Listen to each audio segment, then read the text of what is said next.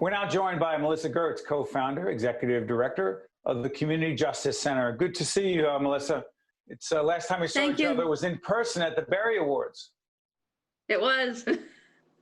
Yeah, let's put this in perspective. You're a 2018 winner of the Russ Berrie Award for Making a Difference. First of all, tell folks what that meant to you and your organization. Well, it was incredibly humbling.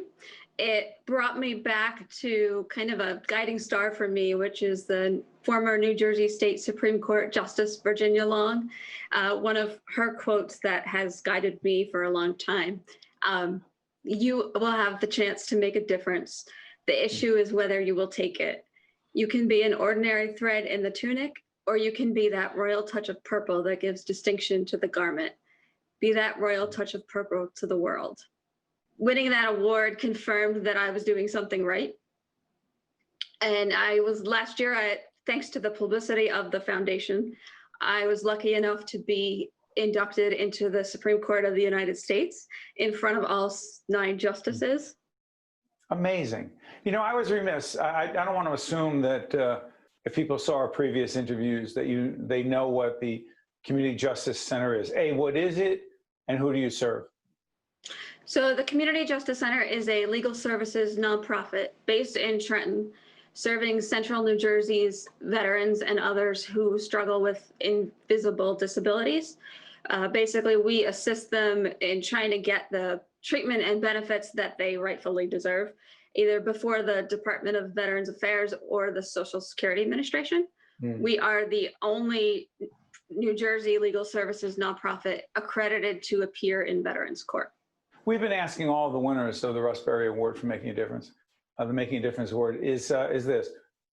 COVID has impacted our lives in so many ways. How has COVID-19 impacted not just the work of your organization, but the people you serve? In terms of the work, the courts were closed for a very long time, so everything was kind of put on hold, even though the health and the needs of our clients, that was not put on hold. In terms of our client population, almost all of our clients fall within COVID's vulnerable population category because of the health conditions that they're dealing with. We kind of switched gears a little bit and helped them with, getting their stimulus checks and getting other sources of funding that might have become available because of COVID. The courts are now slowly opening, and we're moving forward now, but it's been a long year in that sense. You know, it's interesting, Melissa. We talk all the time about our veterans and our heroes and what they've done for us to allow us to continue to live the life that we live in our country. But as I remember interviewing you, and I've been honored over the last many years since the Russ Berrie Awards started to host that event, so I've met so many fascinating people. I remember when I interviewed you, you talked about this, and I want to talk about it again. Veterans often have a very difficult time obtaining disability designation from the VA because? In part, it's a very, very, very complicated process, and those that are trying to seek the benefits are also medically sometimes very ill and trying to fight for their benefits while also, in a sense, trying to get better. One of the other differences within the Social Security Administration to get disability, there are about 170 different medical codes, so to speak. In the VA, there are thousands and thousands. And the VA, it's also, if you think of that old children's game, Chutes and Ladders, a claim can kind of go up and down and up and down and up and down. And in between each decision can take years. So it's a very long process. And it's just very cumbersome and complicated, and it shouldn't be, but it is. You know, it's interesting. You talk about the Social Security Administration, but also the VA, the Veterans Administration. Cumbersome, we get it, bureaucratic, but I don't understand, why are there 2 different places that disabled veterans would go? Why isn't it one centralized federal agency? Well, they have 2 very different purposes. The Social Security Administration has to do with whether you can work medically or not, and you're either entitled to it or you're not. It's all or nothing. On the VA side, they don't care about whether you can work. They care about whether you're injured and whether it's connected to service.